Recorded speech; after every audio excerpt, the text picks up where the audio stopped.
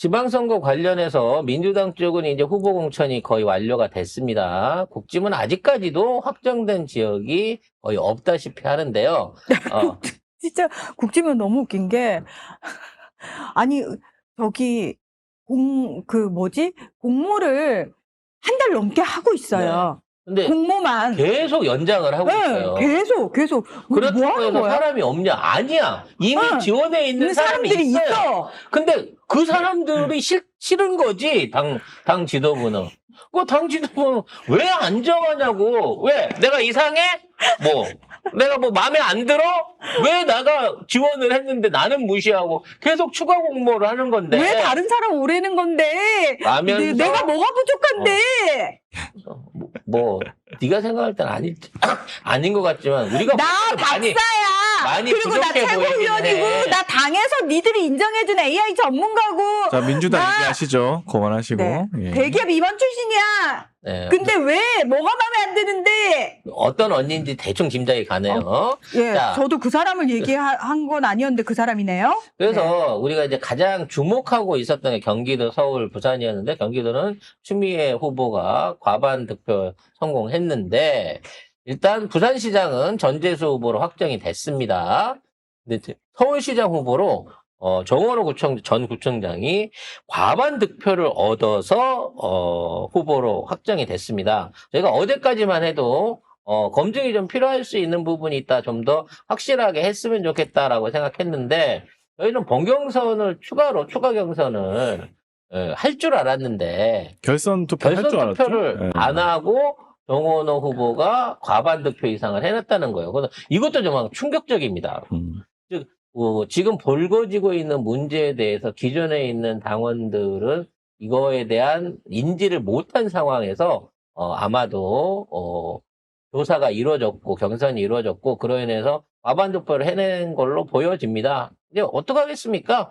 후보가 정해졌으니까 우리는 밀 그런 수밖에 표정이에요. 없죠. 왜 말을 그렇게 해요? 아니 왜냐면 자꾸 옛날에 그 동현이 생각이 나갖고 그래요. 김동연? 예. 우리가 그때 김동연을 추대하다시피 경기도지사 후보를 만들 때 동현이가 무엇인지 장관 한 번 했다고 이런 식으로 알려진 거 지지자들한테 동의도 없이 당이 이렇게 정하나 했는데 이번에 우리가 뽑았으니까 그 핑계도 못 대요.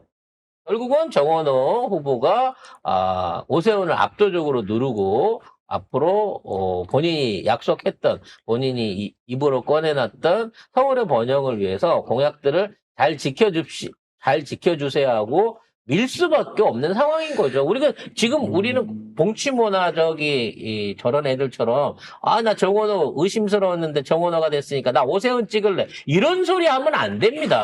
당연하죠. 그런 소리 하면 안 되고 사실은 정원호 후보가 아까 송 작가님 말씀하신 것처럼 후보가 돼버렸어요잖아요. 지금 보면. 그러니까 정원호 후보가 지금 이제 해야 될 일은 민주당 지지자들한테 다시 환심을 사는 일입니다. 환심이라기보다 본인이 말실수도 했던 거, 본인한테 의혹 제기되고 있는 사안들에 대해서 5월 3일부터 본격적으로 선거전이 시작될 텐데 그 이전에 거기에 대한 부분에 대한 소견과 명확한 부분을 좀 얘기를 해줬으면 좋겠어요. 얘기를 하든지 행동을 하든지 그렇게 해야 되고 그렇게 해야지 지지자들이 신나서 야 정원호 찍어라고 얘기를 할 수 있잖아요. 근데 지금 약간 애매한 상태에서 약간 좀 이상한데라고 하면 사실은 지지자들도 투표할 마음이 안 생기거든요. 그렇게 되면. 그러면은 옆에 중도층한테도 야 정원호 좀 찍어라고 말을 할 그런 기분이 안 돼. 그런 상태가 안 돼. 내가 꺼름칙한데 어떻게 남들한테 찍으라고 해줄 수가 있나. 물론 정원호 구청장이 성동구에서 어려울 때도 당선되고 해서 중도층에도 소구가 된다고는 하지만 지방선거 그리고 특히 서울 선거 되게 중요하거든요. 그러면 지지자들이 나서가지고 스스로 선거운동을 할 수 있도록 만들어줘야 돼요. 지지자가 신나가지고 추천할 수 있게. 그러려면은 지지자들 마음을 좀 더 얻는 방식을 좀 더 많이 취해야 된다. 지금부터. 그리고 지지자들도 계속 정원호 후보한테 이런 거 좀 해라 라고 계속 얘기를 해야 된다. 그런 생각입니다. 많은 분들이 걱정하시는 거 있더라고요. 지금 중간에 여론조사 관련해서 조사 일부 기록 누적해서 착시 현상 만들었다는 게 선거법 위반이 되지 않냐라고 얘기를 하는데, 그거는 이제, 피해 당사자가 신고 내지는 고발을 했을 때 그게 일어나는 거고, 박주민 의원이 어찌됐거나 다 승복하고 용광로 선대위 꾸리고 같이 열심히 선거운동 해준다고까지 약속을 받았기 때문에 우리 내부에서 그 논란이 일어날 가능성은 없다고 봐요. 그리고 이미 후보로 우리가 선출이 됐기 때문에 예를 들어 뭐 범죄 사실과 연루된 것처럼 후보의 직 내지는 당선 무효용에 가까운 어떤 귀책 사유가 드러난다고 하면 그 이전에, 그러니까 선거 이전에 교체를 할 수 있는 시간도 5월 3일까지는 있습니다. 그래서 그런 부분에 대한 것들은 지금 검증해도 늦지 않아요. 그러니까 저는 그런 부분에 대한 어떤 그 여러 가지 얘기들을 검증을 요구받기 전에 본인이 먼저 나서서 그 부분에 대한 것들을 현대적으로 해명하고 전재수 후보처럼 그런 방식으로 적극적으로 대응할 수 있는 노력이 필요할 거라고 봅니다. 그런 의미에서 전재수 후보는 경선을 통해 갖고 승리를 했고요. 심지어 오늘 갑자기 그동안 혐의점들이 무혐의로 당선이 확정이 되자마자 무혐의로 속보가 나와버렸죠. 합수본에서 그 통일교 금품 의혹 관련해가지고 오늘 오전에 공소권 없음, 혐의 없음 해서 털었습니다. 끝났지 이제. 당선되는 일만 남았어요. 그래서 전재수 의원은 이제 후보는 현재까지의 득표율만 유지가 된다고 치면 주진우가 나오든 박형준이 나오든 승리할 가능성은 매우 높다라고 생각이 됩니다. 문제는 이제 전국 곳곳에서 생기고 있는 보궐, 그러니까 기존의 의원 안에서 직을 내려놓고 후보에 출마한 사람들을 통해서 만들어지는 보궐선거들이 추가로 계속 생기고 있죠. 인천에도 생기고 평택에도 생기고 부산에도 이제 생길 거고요. 하남에도 있고. 요런 것들, 하남 쪽도 있네요. 추미애 의원 지역구까지. 그래서 요런 부분에 이제 후보들을 누굴 낼 것이고 또 어떻게 당선을 시킬 것인가에 따라서 앞으로 또 향배가 또 관심을 끌고 있는 부분은 있습니다. 그 정원호 시장 관련해가지고 한 말씀 더 드리면은, 그러니까 정원호 후보는 이제 잘해야 됩니다. 잘해야 되고, 왜냐면 정원호 후보가 그 박원순 시장 관련해가지고 멘트 했을 때 민주당 지지자들이 다 좀 상처받았잖아요. 그 다음에 표가 거의 이제 박주민 의원 쪽으로 간 것 같은데, 근데 이제 과반이 안 됐으니까 뭐 어쩔 수는 없는데, 그렇게 되면 지금 만약에 당선되더라도 박주민 의원은 계속 서울시장 준비를 하고 있었어요. 예전부터 나가고 그렇죠. 싶어도 했고, 뭐 경선에 참여를 못한 적도 있지만 아무튼 그렇게 했고, 오히려 정원호 후보가 이런 얘기를 하면서 박주민 후보한테 사람들이 관심을 가지면서 박주민도 그래도 괜찮네? 라고 얘기가 됐어. 근데 이 마당에 정원호가 만약에 서울시장이 된다고 한들 김동연처럼 해버리면 야 그래도 박주민 있는데? 라고 지지자들이 생각할 수 있는 거예요. 그러니까 이번에 이제 정원호 구청장이 시장이 되면 그 간극을 얼마나 메우냐에 따라서 만약에 당선되더라도 그 다음을 갈 수 있느냐 없느냐는 자신한테 달렸다. 왜? 다른 후보들이 있다고 생각하니까 지지자들은. 그러니까 이거 생각 잘해야 됩니다. 구청장 출신의 행정가로서 서울시장에 도전하는 만큼 어찌 보면 그 무슨 급을 나누자는 얘기는 아니고요. 진짜 행정 전문가로서 이 시민들의 선택, 그리고 이분이 이제 지금의 위치에 올라오고 있는데 가장 큰 게 이재명 대통령의 픽이었다. 대통령이 정원호 구청장을 칭찬하면서 그 일 잘하실 겁니다. 이 얘기가 결국은 표심에 가장 큰 영향을 미쳤다라는 걸로 당선 어떤 그 이유 내지는 당선이 가능했던 분석이 많이 뜨고 있는 거예요. 그러니까 맞죠. 정원호란 인물 자체는 본인 구청에서는 인기가 높고 지명도가 있을지 모르지만 서울 전체로 따져놓고 보면 거의 무명에 가까웠으나 이재명 대통령의 픽을 통해 갖고 알려지고 지금의 입소문을 타서 지금 과반 득표까지 얻어낸 거예요. 그럼 지금 있는 상황에서 정원호 후보가 뭐 충성을 하라는 얘기는 아니지만 본인의 앞으로의 성공을 위해서 노력해야 될 거는 이재명 정부에 대한 의리와 최선을 다하겠다는 각오를 보여주고 이걸 지켜내는 겁니다. 아니, 근데 그거는 쉬워요. 뭐 하는데 그게 어려워서 김동연은 지금 이꼬라지가 됐겠네. 김동연은 아니지. 김동연 아예 배신하고 아예 이재명 대표를 당시에는 죽이려고 한 그 동참한 거랑 마찬가지야. 걔는 스스로 김동연은. 이재명보다 자신이 더 정치적인 위에 있었고 그러한 선택을 받아서 경기도지사가 된 것 자체는 다 자기 공으로 아는 그런 착시에 빠져 있었다는 거지. 정원호 후보는 그런 오류는 범하지 않았으면 좋겠다는 차원에서 말씀을 드리는 겁니다. 그러다 보니까 몇몇 후보지들에 대한 벌써 민주당 쪽 하마평이 올라오면서 좀 시끌시끌하기도 합니다. 일단은 저는 이제 제일 웃기는 데가 웃기는데? 전해철이 나온다고 하고 네. 안산 가. 웃기는 안산 데가 가면- 아니고 안산 시민들이 김남국하고. 네, 속상해할 만한 얘기죠. 솔직히 김남국하고 말하면. 전해철이 보이고 있는데 사실 거기를 김용 부원장이 왔으면 좋겠다라고 지금 이제 재판 때문에 이걸 그만두게 된 너무나 짧은 의원 생활을 마무리했던 지역위원장이 김용을 지금 추천을 하고 있는데 전해철이 내가 나가겠다고 하고 있는 거고 갑자기 김남국이 나와서 얘기를 하면서 이 셋 중에 누가 뽑힐까? 라고 하는 부분에 대한 관심을 모으고 있는 거예요. 뭘 근데 저는 힘드네. 셋 다 웃기다기보다는 이해가 안 되는 게 전해철은 지금 문재인 정부도 아니고 이재명 정부 안에서 감히 다시 고개를 들고 이 중앙정치 무대를 밟겠다는 생각하는 것 자체가 사실은 불쾌한 사람인 거고요. 뉴 땡땡땡들 아니야. 김남국은. 김남국은 아직도 뉴잖아. 뉴. 뭐가 지금 아직 제대로 된 해명이라든지 제대로 된 반성이 없는 시기인데도 불구하고 안산이라는 이름 때문에 그런지 모르지만 무리한 출마를 하려고 하는 거 아닌가라는 생각도 들고요. 전해철은 네. 또 왜? 그리고 김용 부원장 같은 경우에도 지금 이제 보석된 지가 얼마 안 됐는데 아직 형이 대법원 가서 무죄 판결을 받거나 이런 게 아닌 상태에서 사실상 이 옥중 출마나 다름이 없는 출마거든요. 세 분 다 저는 다 명분이 없다라고 봐지거든. 그냥 그 말이 맞는 것 같아요.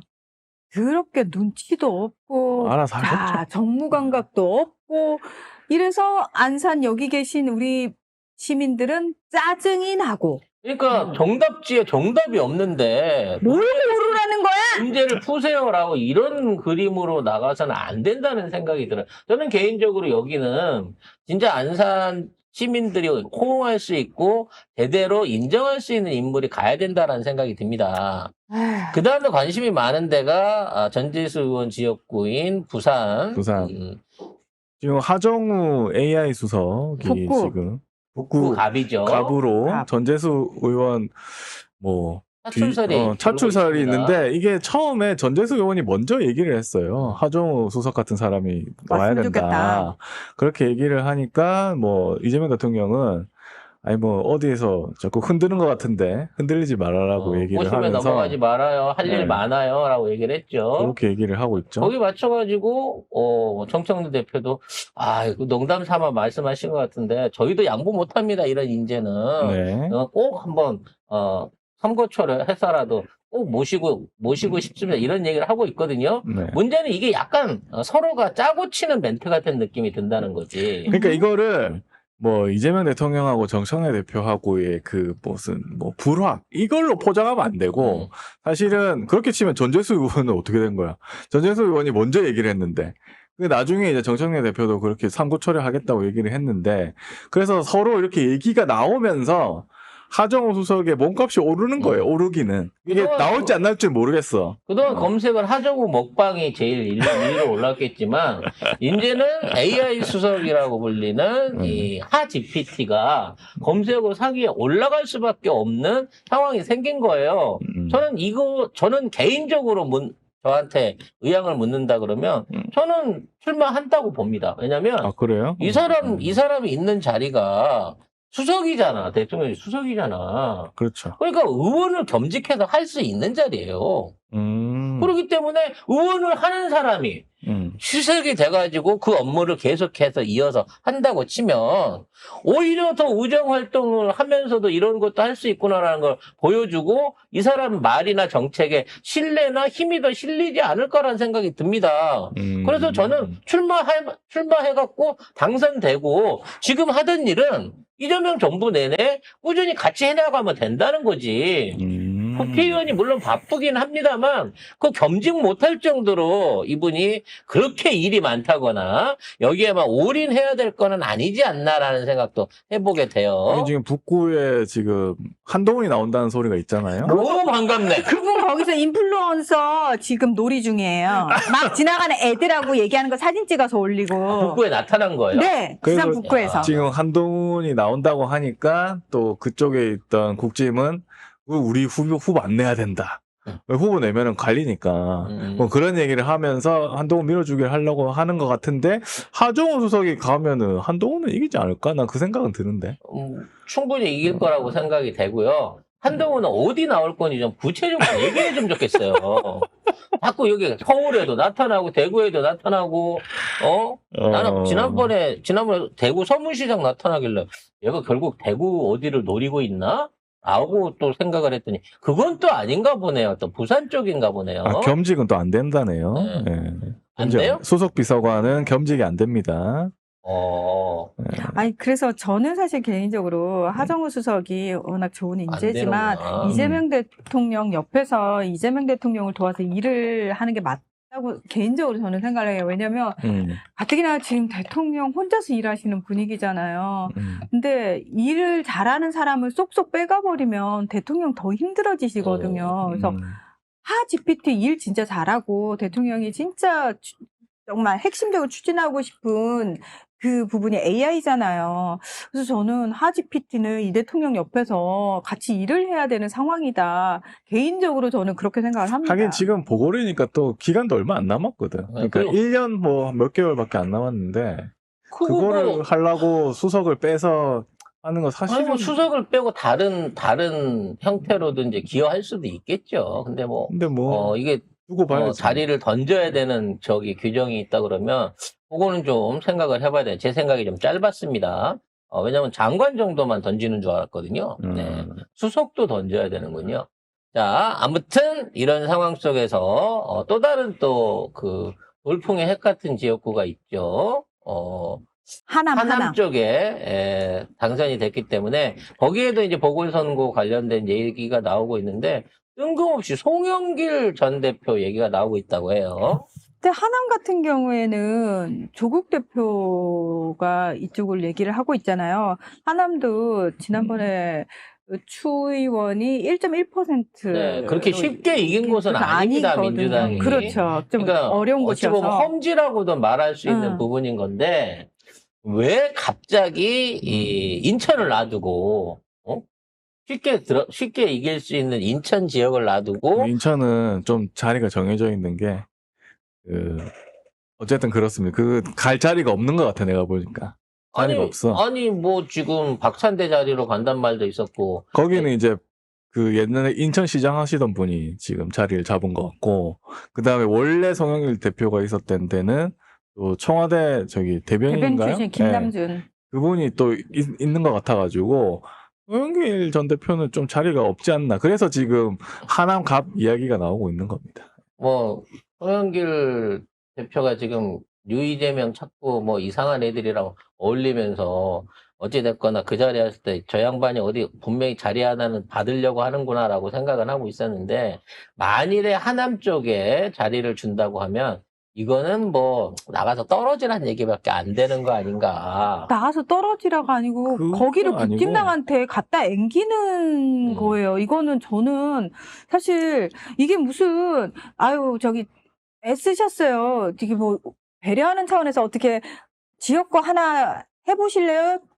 이건 아닌 것 같아요. 지금 우리가 한 곳 한 곳이 다 아쉬운 상황, 이건 무조건 이겨야 되는 상황 속에서 그런 어떤 사사로운 무조건 정에 얽매인다거나 이건 저는 아닌 것 같아요. 그리고 심지어 필승 여기는 전략을 세워야 되는 거지. 여기는 의원 자리니까 의원 자리는 또 굉장히 중요하잖아요. 투표할 그럼요. 때도 엄청 중요하기 때문에 여기 이기는 카드로 가야 되는데 그래서 송영길 될지 카드는 모르겠네. 처음에 송영길 대표들이 공치모 애들이 싸고 돌 때만 하더라도 인천을 중심으로 해서 뭐 인천 의원들이 다 밀어줄 것처럼 인천파들이 사실상 우리 연길이랑 같이 우리 인천 지역이 똘똘 뭉쳐가지고 뭔가 당내에서 그렇고 뭐 또 승리를 해봅시다. 뭐 요런 분위기로 해갖고 수도권 중심 뭐 정치 벨트를 하니 어쩌니 이러면서 풍선을 몽땅 불었거든요. 그래놓고 결국 나중에는 이길지 안 이길지 모르는 험지로 구분되는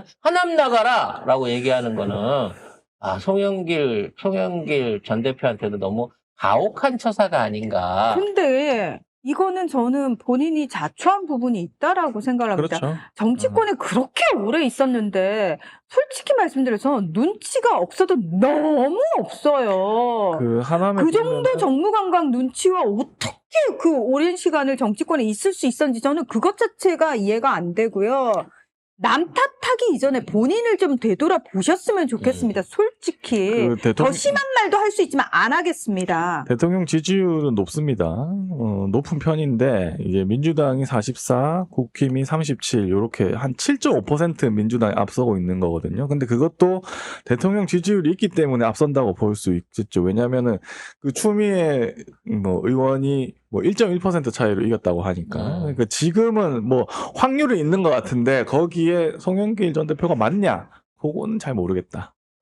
왜냐면 너무 뜬금없으니까 무슨 지역 연고가 있는 것도 아니고 그래서 그렇죠. 이거는 좀 아니지 않나라는 생각이 듭니다. 아무튼 시간이 좀 있으니까 당에서 잘 처리해 주실 것으로 믿고요.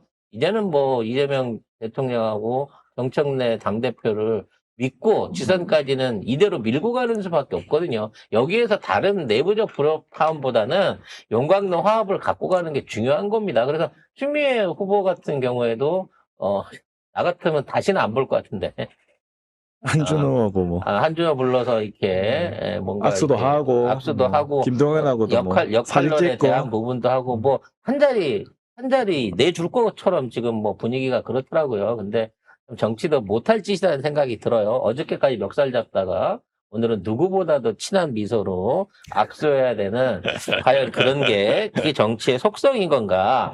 그렇게 용광로가 중요하기도 하지만 그런 애들까지 다 받아서 챙겨야 되는가? 라는 생각을 좀 해봤습니다.